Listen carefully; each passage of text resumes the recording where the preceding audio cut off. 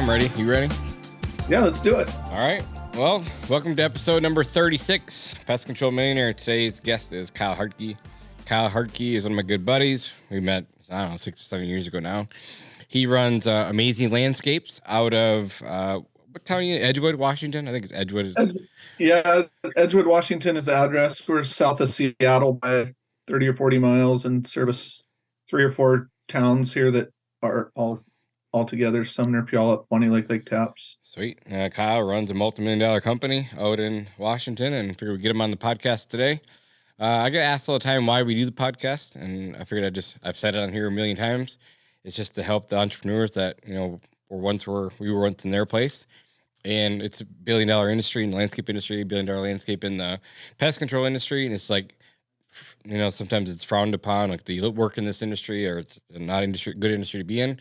But like I said, it's a $1 billion business or a $1 billion industry, and we just want to up level the entire industry as a whole. So whatever we can do to help the people that are coming up behind us, that's what we're here for, right?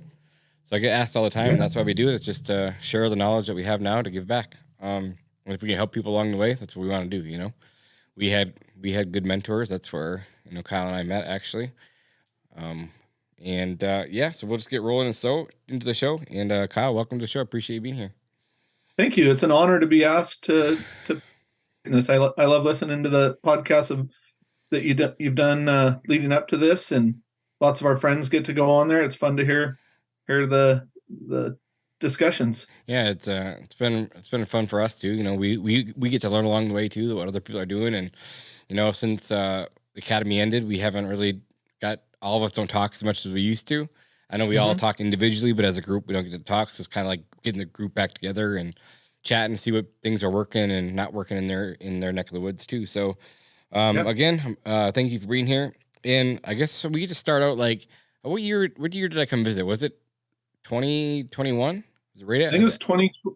It was October 2021. I think we're still kind of under a lot of the COVID restrictions with masks, and a lot of businesses shut down and stuff like that. But I think we're going to be 3 years out in October here pretty soon. Yeah, that went by fast, didn't it?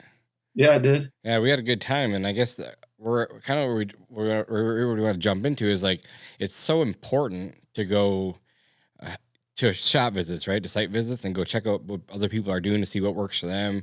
What they're doing at their shop that that we could learn from, or what we are doing in our at our shop that could help you along the way as well. What did you think of that whole process? And it was a lot to take in. It was a lot to take in. It was a great trip. I think, there was 5 or 7 of us and we went to Josh's shop in Spokane out over the mountains, 5 or 6 hours back to our shop. And we spent 4 or 5 days together, all 5 or 6 of us. And just that wealth of knowledge and the different people with different perspectives and expertise. It was one of my favorite memories of the trip was when we were in the Suburban and we were driving around and spying on our crew, and Brasfield wanted to jump out and fix the way the guy was running the weed whacker. Yeah. And the guy didn't even know we were there spying on him. I'm like, whoa, buddy, slow it down. You're going to scare this poor kid. Yeah. Brasfield is so operational, like, everything is very precise when it comes to operations. He's very good at it, Yeah. And so having him there talking about operations, Steve was with us, and Steve could speak Spanish to some of your Spanish guys, figure out what's going on. It was really cool to see. Yeah, it was neat. It was definitely all those pieces coming together, and the time that you got, everybody spent with our office team and kind of peeling back the onion on what was working and what wasn't, and seeing different people. I think came out of that meeting, and within, I know you guys were at our shop one day, and the very next day, one of our key players was not with us anymore. We separated, and then a week or two later, another one we decided wasn't going to work, and it all kind of culminated from a lot of the inefficiencies that we identified in that. For sure. Those guys, it's extremely important. And like, in firing people it's hard, like, it's emotional, right? But if you have, 5 or 6 other business owners around who don't have any emotion in it, like they see Right. looking from like, from the top down, like there's no emotion. It's easy. Like, yeah, you can't have this person around like dragging you down. We can get into a lot, but we don't need to. But it's just we had to make that call together, as a group, and not easy Yeah. decision still. But you pull the trigger and do what's right for the company. Right. And I Yeah, remember it's hard when you're in it every day, right? It's Yeah. hard to, you're relying on these guys. You have certain, your customers have, say, one of the guys was a fertilization tech, right? Like we have to get these rounds of fertilization done. So what are we going to do to pick up the slack when he's gone? Like just figuring all that stuff out is hard. But the bottom line is, as a business owner, you do have to draw that line in the sand, and it does helpful to have others that are not emotionally attached. But whether you have that support system or not, it's important to pay attention to what's really important for the business and your family too, right? Like yeah, and it's not like we forced you to fire him. We didn't force you to say, "Hey, you have to fire this guy," but we all talked about it together, and like we all said, "Yeah, this is what we would do. This is what we do," and ultimately it's your call, which you made the right decision. Well, it becomes so blatantly obvious when you say, "Look at this particular thing and that particular thing," and like I thought Steve was going to rip his head off. Yeah. At one point in time, how's he leaving right now? I remember that. Yeah, because it was a rain day, and he was on salary. Right, if I remember correctly, it was a rain day, and this guy was on salary, and he said that he was just going to go home and hang out for the day. And we're like, wait, he's on salary. Like, there's all kinds of things that could be done, but he was just going to go home for the day. We're like, yeah, that's not how it works. Right. That was just one circumstance. I mean, that's just one thing. Right. We had hundreds of things. Yeah. But like, it was just like, overall, it was a great experience. Like, Josh isn't even in his shop anymore that we visited. Right. But I just remember that was such a small shop, like how small it was and how efficient they were out of that small shop, and like how they backed in their trailers by hand. Like, it was incredible. They had that little jack, remember, like that had like the least hitch on it. It was just incredible how they did it and how efficient they were out of that shop, which is obviously why they can afford the shop that they have now. Another thing that I remember from your shop, a couple things, but like the pricing that you guys were charging for mowing and the lot size, I couldn't believe it. I was like, man, like you guys are knocking out of the park with mowing. Like we could never do that here. Our average square foot's 20,000 square foot and charging X amount, but your lot sizes were a lot smaller. You're charging more higher than we were using small machines. I was like, this is awesome.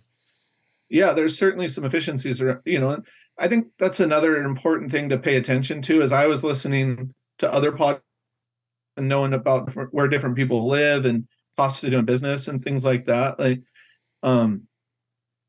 this stuff's super helpful and super important, but I do think it's important also to not take everything as it's the Bible, right? Like what works for me here in Washington is different than what works for you or what works for someone down, in Texas or whatever.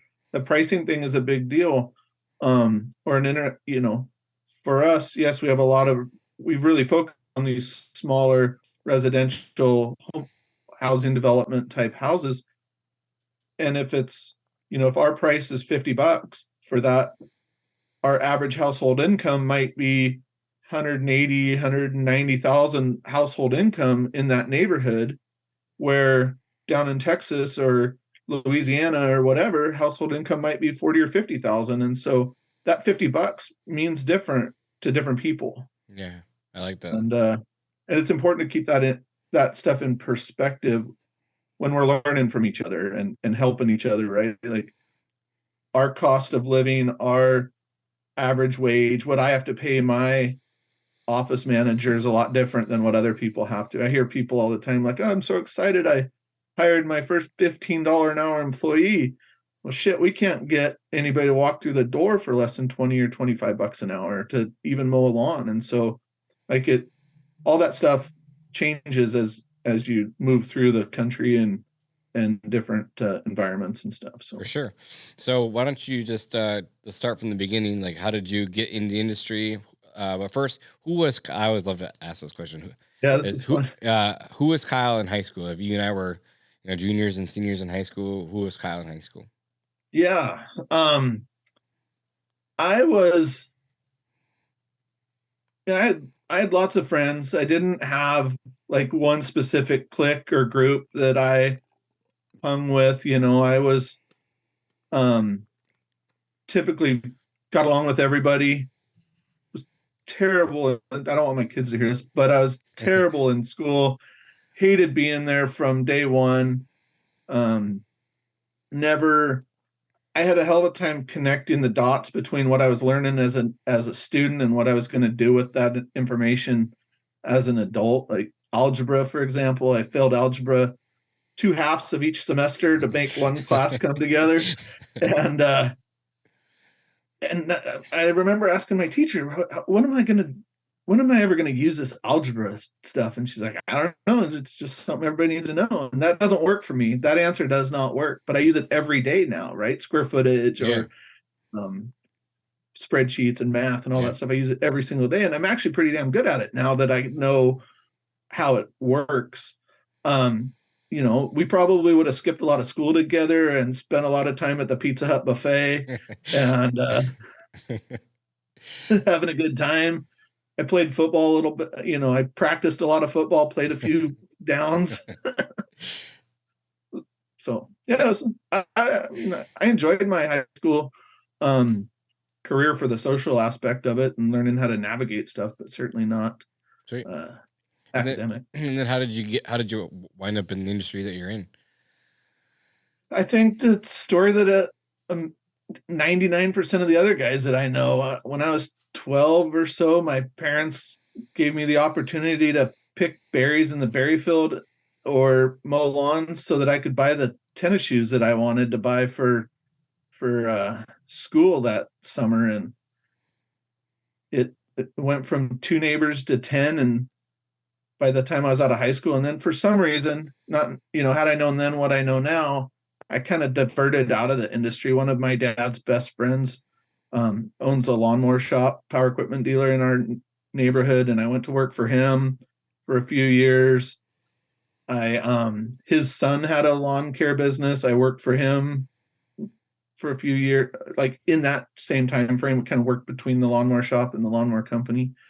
I left there and went to work for the local school district as a grounds maintenance tech. And so I learned a ton of stuff there about irrigation and control systems. And I mowed a lot of grass with a big giant lawnmower. And we worked from 6 to 2:30 at the school district. And I was 21, 22 years old. Well, getting off at 2:30 when you're that young leaves a lot of time in the day. And so I would end up doing side work and mowing lawns or pruning or cleanup, stuff like that for different people. And eventually I had two people working for me full time while I was working at the school district. And then I'd spend nights and weekends getting them the materials they need or organizing their day and routes and doing the business stuff. And finally I took the leap, and that was in 2005. And I've been doing some sort of this thing ever since. Awesome.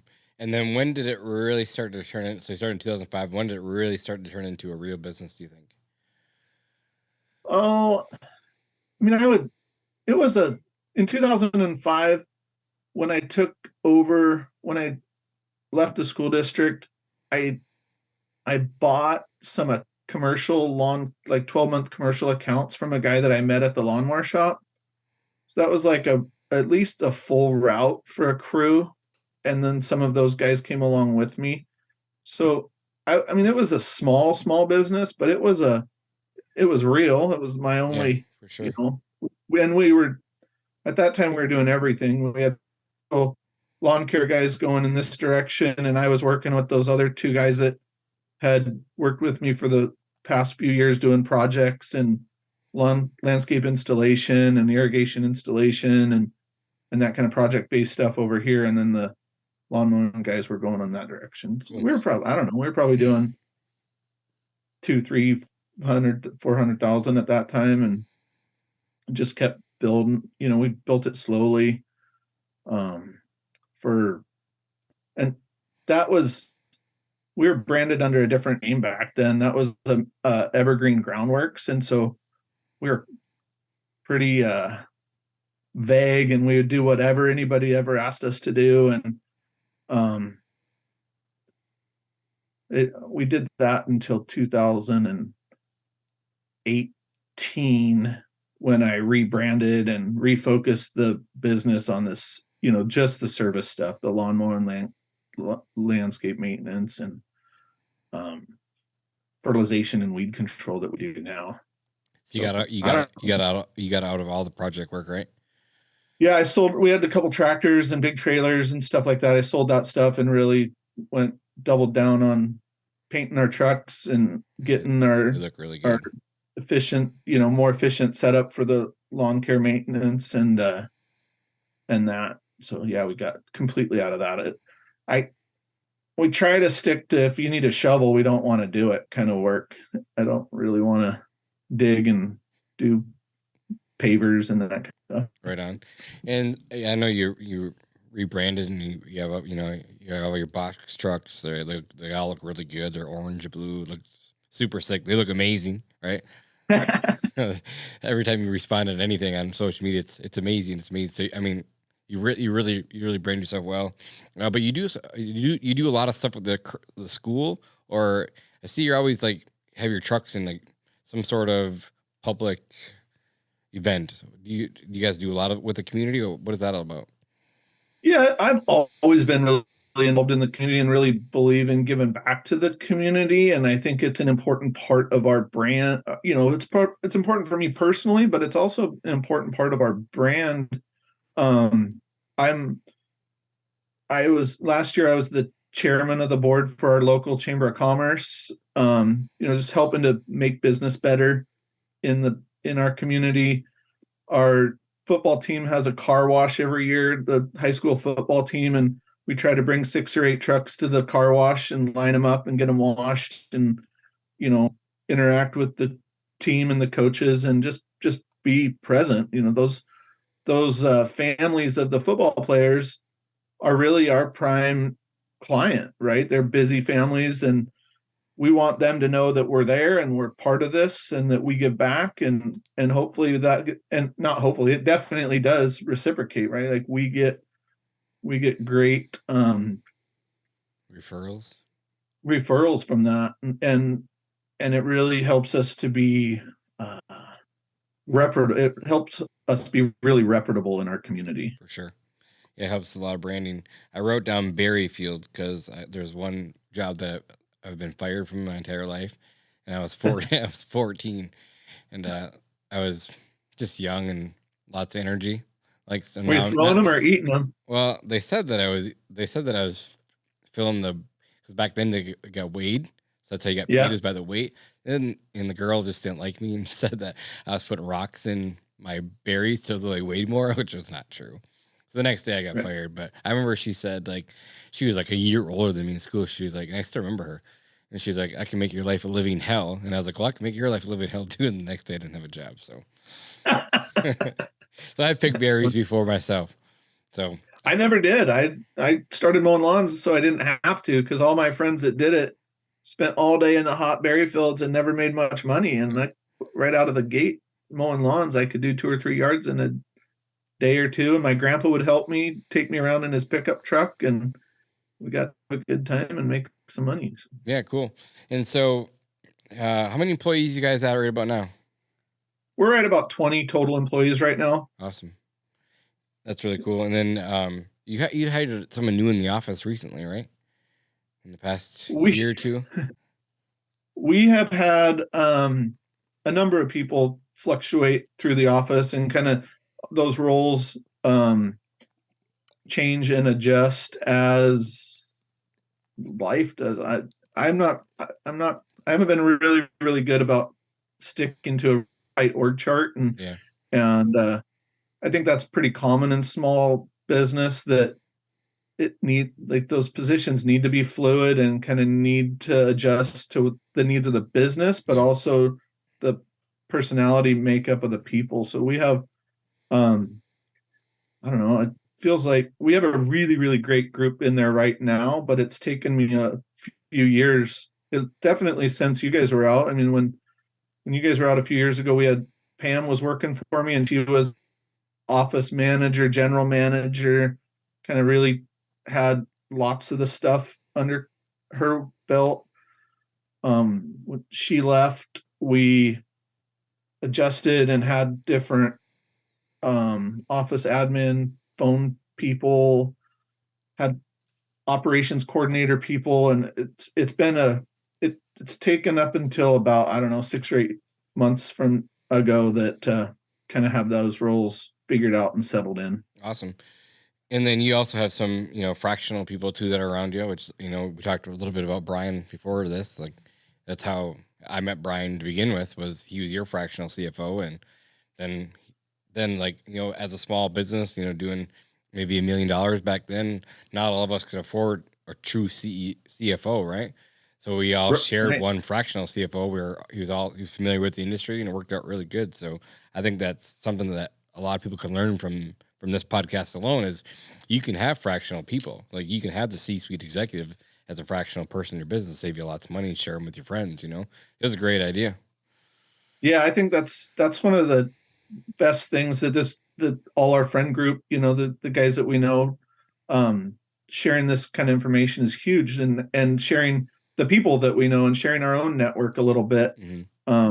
Having a person like Brian that has that super high level of expertise and knows how to get us the information that we need, and that helps us make good business decisions is awesome. Yeah. And you can have fractional marketing help. You can have all these different pieces of the stuff. It really cuts the cost and brings a higher level of professionalism into our small businesses. For sure. And we'll have Brian on here someday. He was, I tried to get him on a few weeks ago. We were sitting out in the office in Wisconsin, and he decided to go watch basketball games first because he doesn't like to be on camera, he said. But I was working on him before you got on here today. He's like, I'll be there soon. So, we'll get him. For sure. That'll be a fun one. But yeah, so again, it's going back to like having those fractional people, like you said, CFOs, marketing company, things like that. Super helpful, beneficial. As far as marketing goes this year, what's been working for you guys out there? Obviously, your trucks are all branded, so that gets you out there. But what's been working well in your area? Ironically, the thing that's been working really, really well for us is we pressed hard and doubled down on door hangers, and going and just being in the neighborhood, and to drive saturation around the neighborhoods that we were doing business in. Mm-hmm. We did a couple of door hanger campaigns where we had like my kids and my kids' buddies, and we'd go after school and attack a neighborhood and put out a couple thousand door hangers in an afternoon. And now we're trying to figure out a system that is more repeatable than that. Yeah. Obviously, the kids are only good for a couple of afternoons after school, and then the tank runs out and they get busy. But our door hanger campaigns have generated about just under 50% of all of our converted customers this year. Unreal. Yeah. So I was actually surprised. We've always done a little bit of it, but this year we decided to really crack down on it, and the conversion rate and the cost per lead is really surprisingly low for kind of the way that we've been doing it. That's really cool. Any helpful tips around that? I don't know enough. I don't really know why it's working or what it is, but I think, I think for us, an important thing is to identify the neighborhoods that we want to be servicing. So we like those small residential housing development type homes, and we'll attack one a day or one neighborhood a day, and kind of strategy around that. Is there any specific call to action on them that have been working better than others, or have you tested that out at all? You do any tracking numbers, things like that? We're not doing any tracking numbers. We do track in Service Autopilot. We do track it, whether we have one that is we call it the name your price. So we're going into a specific neighborhood, and maybe they're $42.97 for a mow and $74.97 for fertilization, weed control, and so we're handwriting on on those door hangers and leaving it. so that the lead can just, maybe that's why the conversion rate's so high. They already know what the price is and all the stuff. And so they just call and we get them right on the schedule. That's been pretty successful.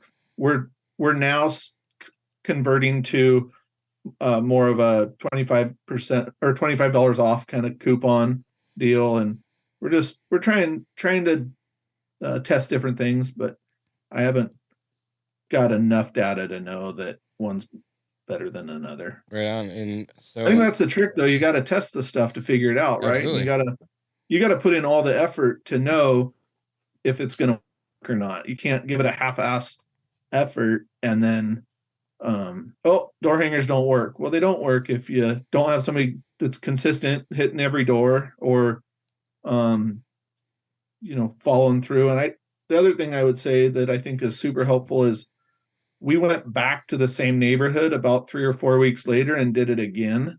So I think that consistency about being in front of people when they need you is important. Yeah, were you obviously you said you were doing fertilization, weed control, and mowing, right? That's the services you're going after? Yeah. Cool. Yeah. And so I know we talked a little bit about for the show, like the services that you're going to get into, and you'd never done Christmas lights before, but you decided to pull the trigger this year. What was the reasoning behind that? Well, the reason I've never done it before is I've always thought that our fall season is right in the middle of the Christmas light installation season. And so we're typically pretty busy leading up to the 1st of December, which is Christmas lights should be up, most of them by then anyway. So I've kind of shied away from it. And then this past year, I really feel like I've got the right guys in the field that I feel confident that they can pull it off, that I won't have to be the one up on the roof fixing the lights when they blow off or whatever. I've got some really good guys on our team that I can trust to perform it. And I really want to keep those guys busy through the winter and create a little bit of profitability along the way. And so that was the shifting point, those kind of things all aligning, that we got the right people. I believe that our office team can help to pull it off. We got the right guys in the field that can do it safely. And I think, I can lead and manage the thing into being pretty cool and successful. Cool. And how you do plan on attacking the market for that? From every direction, right? I expect to do all the stuff. I mean, that's kind of my tagline about the marketing and what we do. We're gonna do automated emails out existing client and lead list. We're gonna do door hangers in the neighborhoods we want to do it in. When we get a client, I expect to do a yard sign and then 9 or 10 or 20 rounds around that house that say, hey, we're doing your neighbor's Christmas lights next week. Get on the list and we'll, I don't know, give you a discount or some kind of door hangery thing. Cool. We're not really geared up or trained up to do any direct, like door knocking sales stuff. I might do a little bit of it, but we typically in our area, in our neighborhood, these guys get hammered pretty hard. They do. That's funny. Yeah. Again, door knocking is it's just a cog in the wheel, right? It's a spoke in the marketing wheel. It's not the only thing that works. It's just part of the puzzle, Yeah. I really want to get with, there's a couple of pretty recognizable local Santa Clauses. I'm got on my list of things to do today is call Santa and see if I can get some video cut with Santa, doing some introduction to the Christmas lights and stuff like that. Really cool. Is there a lot of people doing Christmas lights in your area already? There's not a lot. There's probably a small handful, 4 or 5 guys that I know that are into it. One of the guys I've met with here locally, that's all he does. His whole career is hanging Christmas lights and mountain biking in the summertime, and talked to him quite a bit.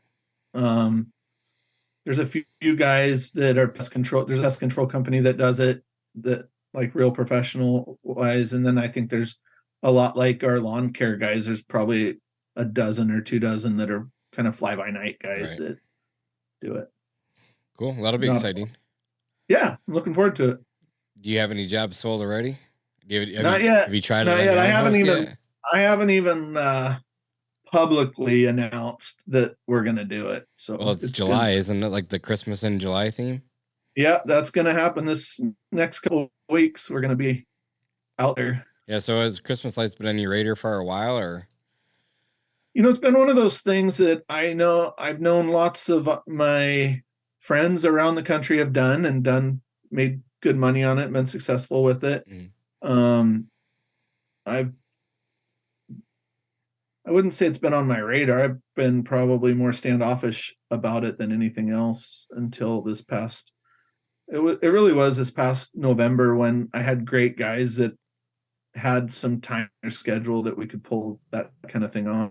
That kind of helped me to change my mind about the thing. Cool.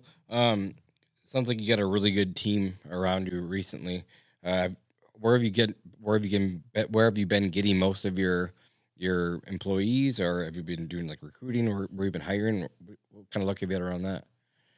So we've been pretty fortunate. I'd say our field service guys are almost all direct referrals from their own buddies or people that just walk in. We've had a couple of great guys that just walk in off the street and see us around and know about us and maybe lost their job from their previous company or something like that. And two guys that I can think of that are pretty good leaders, we hired them in the winter, just before the season was getting ready to kick off. They'd been laid off from their current or their past employer, and they came in just looking for work, and you could tell, I could tell that these guys were the kind of guys we want to have around us just by the meeting with them and interacting. And fortunately we had the ability at that time to jump on it and hire them ahead of the curve, right? Because I think a lot of those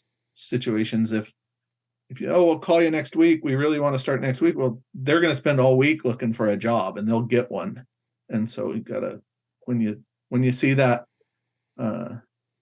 golden nugget, you got to take advantage of it and jump on it. Yeah, I agree with you there.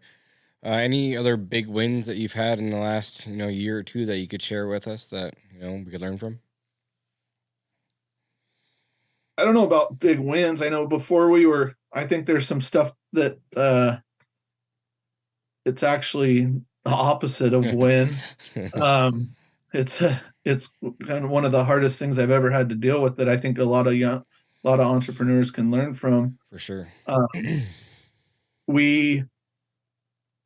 don't mean to change the direction into a negative tone, but a year ago in January, we were burglarized. And like what time of the night was this at? Was it because your camera was all set up? And yeah, we had cameras. It was in the middle of the night. It actually, come to find out, they came back to our shop twice. A couple of guys broke into our shop and stole every single piece of equipment that you could carry, that anything under 200 pounds or whatever, every lawnmower, every weed eater, blower, just totally gutted our operation, through. How did they get in? Boxes. How'd they get in? They cut the gate with a hot saw or something like that, or some kind of die grinder. I don't know. They cut the gate. They came in. They had some big box truck, and took all our stuff. We have Connex boxes or shipping containers with the big steel lock box thing in it. They cut right through the front of those and cut the locks off and just gutted it, right? And they left, and they went somewhere to either try to sell it or try to do something with it. And then they ended up coming back later and stole one of our trucks, and a big 2-ton flatbed dump truck. And they ended up hitting a couple of little girls and killed one of them. And so we've been dealing with that. And I think, having a good team around and good people around and stuff like that through those tragedies like that is huge. Yeah.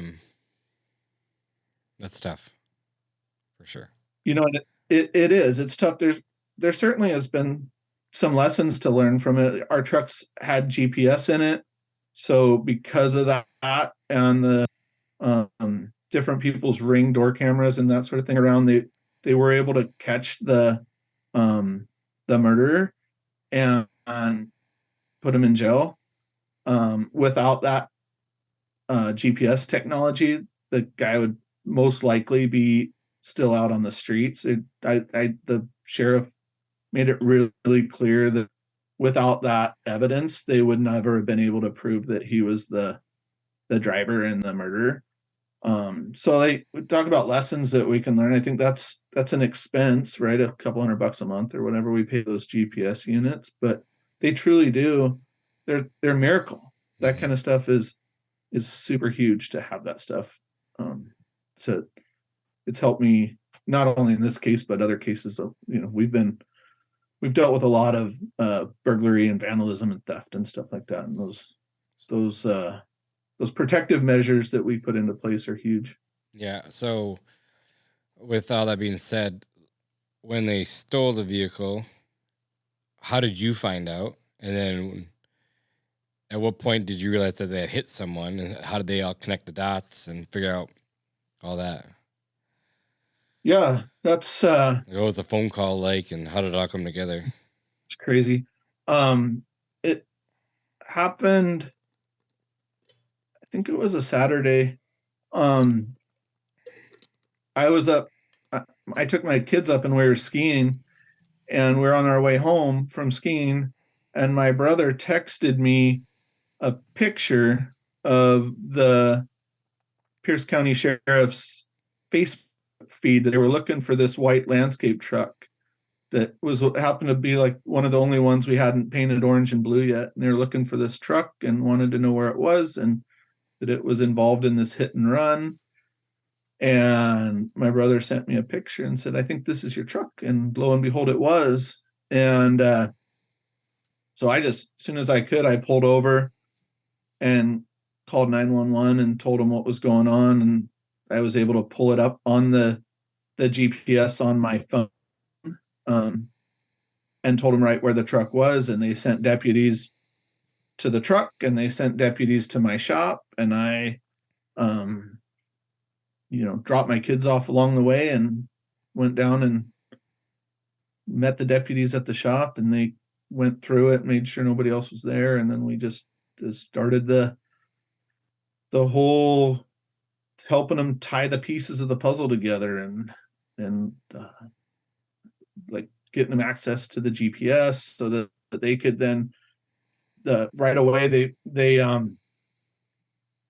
noticed that the truck stopped at a 7-Eleven convenience store up in kind of a shitty neighborhood that up away from our shop a little bit. And so they went straight there and got their video surveillance footage. And between those pieces, they were able to put together like a witness description. The guy was so brazen. He even stole our safety vests out of our shop. So he was not only driving a truck, but wearing a vest that had our name on the back of it while he was doing all this stuff. It was just like, these guys they're it's crazy the things that these bad guys think about, or how it all comes together. Yeah, you probably don't know the answer to this, but did he know that he hit someone? Oh yeah. Oh, he did. It would be impossible for him to not know that he did that.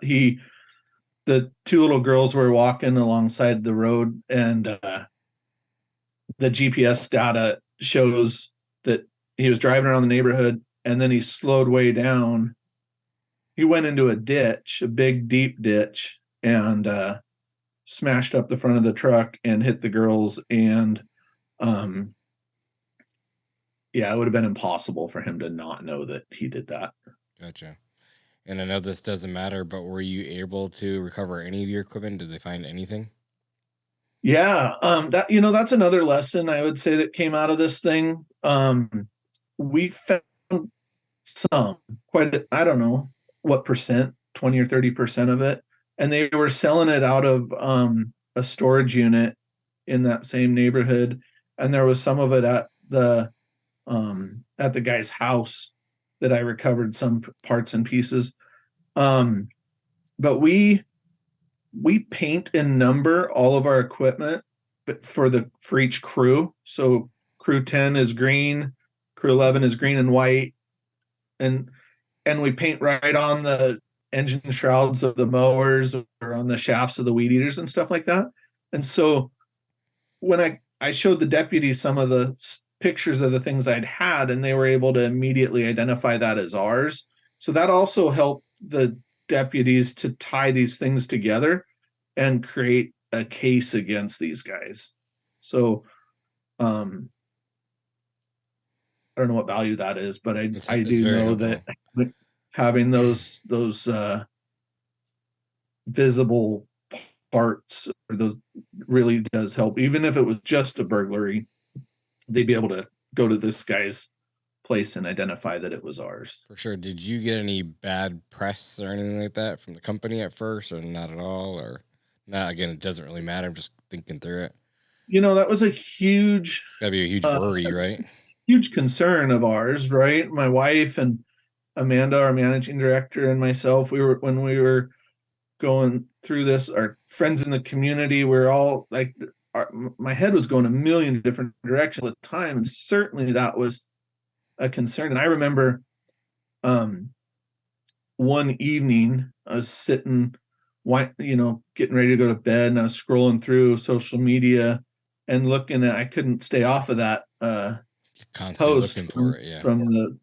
from the sheriff, and they were sharing it. It was everywhere. The news, obviously, it was a big story in our area, and there were lots of people, keyboard warriors, that were saying, "Oh, I'm sure the business owner did it, and he ditched the truck, and now he's trying to deflect the Mhm.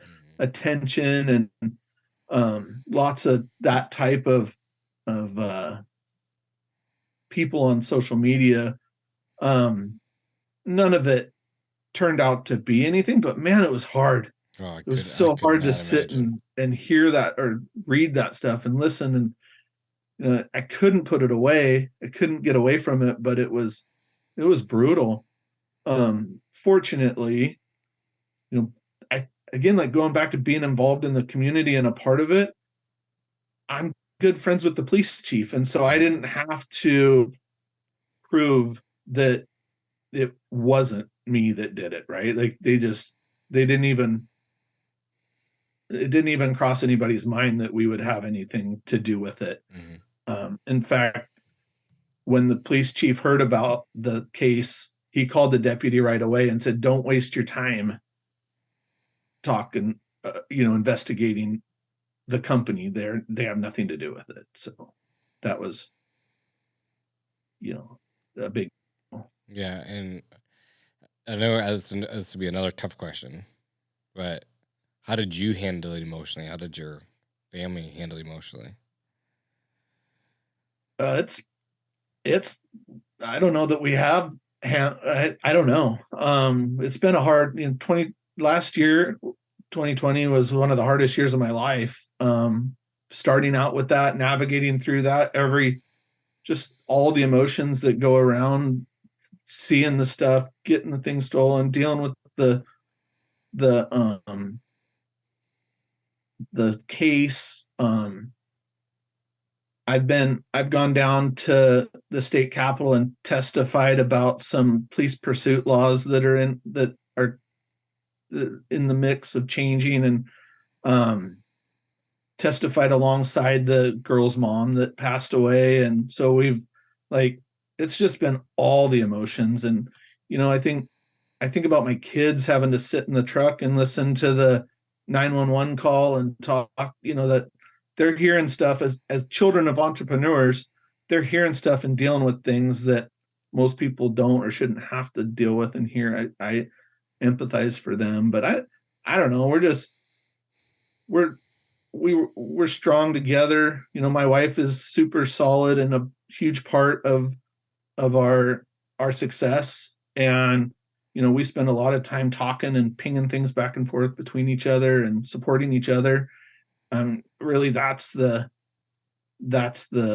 thing that's done it for, help us through this, is working with, and then being other people in the community, having a network of friends. One of my good friends owns a furniture store here, and so when we're talking about issues in the community, I have a relationship with someone that I can talk like, how would you handle this, or how this is an issue, how do I have you seen this come up before? And I think that's those relationships and networks, and being able to call you guys out of state and say, hey, listen, this is going on, how do you think?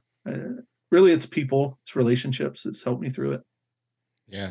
I mean, I wouldn't even know where to begin. Like, I'm not, I have no clue. But as far as like the litigation portion of it, like, where does that stand? Is that still ongoing? Yeah, in fact, yesterday I was on the phone with the prosecuting attorney, and they're getting ready to take it to trial in the next few weeks. And so they're gonna I've been subpoenaed, so I gotta go to the court and sit on the stand and testify. And we're talking through what that might look like, and the process and the timing of all that, and how it's crazy. The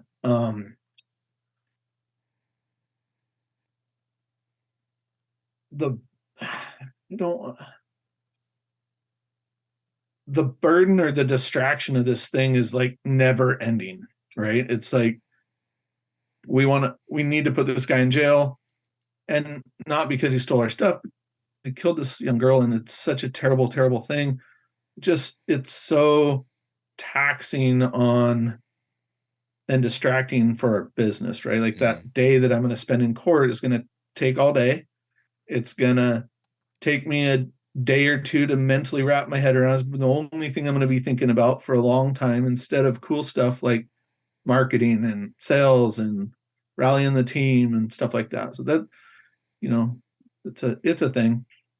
Yeah. Did it affect the team at all? I'm sure it did, but or did you guys rally together? Oh yeah, it definitely did. I think these guys are working. They're expecting the equipment to work right. They're expecting things to be, ready to go for the next day. And we had to call them all and tell them, like, we can't work. We don't have any, like, you can't prune a bush because we don't have a pruner. We can't mow a lawn because we don't have a lawnmower. And so the emotional impact on them was huge too. Obviously, we recovered from it, and we got stuff back, and we bought new equipment. Let's say, how long did it take for you guys were back in operation? Oh, I don't months. I mean, we got the guys going right away, right? Like, my friends that own the lawn care, the power equipment dealer, they were right on it. Like, whatever you need, we're here for you. But to get totally up and running and all that, I definitely a few months. I think when it initially happened, there were no Honda walk behind lawnmowers anywhere. There just didn't exist. And so you couldn't, we had, we spent time, again, like all these different things, we spent time looking at different models and different equipment and different vendors and stuff like that. And did they impound your truck? What's that? Was your truck impounded? Yeah, the truck got totaled when they drove it into the ditch. It smashed the front end so bad that it ended up getting totaled. And that's another thing. The guy that drove that truck every day, he wanted nothing to do with that. He wasn't going to drive that truck ever again. Right. So I was glad that it got totaled, because then we at least got something to navigate, fixing that problem, because that would have been another thing. What do you do with the bad juju around the truck? For sure. So did you have to hire an attorney or anything like that? I didn't. We certainly talked about hiring different outside agencies, like there's companies that help with that brand preservation stuff when things like that happen. We talked to people about that. Fortunately, we didn't need to go down that road. Our insurance company really stepped up, having collision comprehensive insurance on the truck. And so they really helped to navigate that piece of it. The girl's family knows that we had nothing to do with it. The guys had to break through 2 locked doors to get the keys to steal the truck. And so it wasn't like we were negligent in any way, or that we had anything that we needed to protect with an attorney. I think we were able to navigate that just through conversations with different people that have been around. Yeah. Is the guy currently in jail? Yeah. Okay. You went to jail right away, never got out, never got a bail, nothing like that? Yeah, the SWAT team came and stood at his house, and he went straight to jail and hasn't been out. And he won't. And hopefully he'll never get out. Yeah, I don't know enough about the sentencing side of these types of things. Washington State seems to be pretty light on those types of things, but this guy's a career criminal. He definitely needs to be away for the rest of his life. Yeah, I agree. Yeah, we're already an hour into this thing, and it feels like we're just getting started. Wow. Like I said, I knew that was going to take a big portion of it. We weren't even sure if we were going to talk about it for a minute, but we okayed it with you, and we're going to make sure that it's something everyone could learn from and how to deal with it, and I think that, being very vulnerable is hard, so I appreciate you coming on the show and being vulnerable and sharing that with us. Kind of changing topics a little bit. If there's one piece of advice that you could give to everyone listening to the show that you've learned in the past, what would that be? Besides lock up everything, double lock.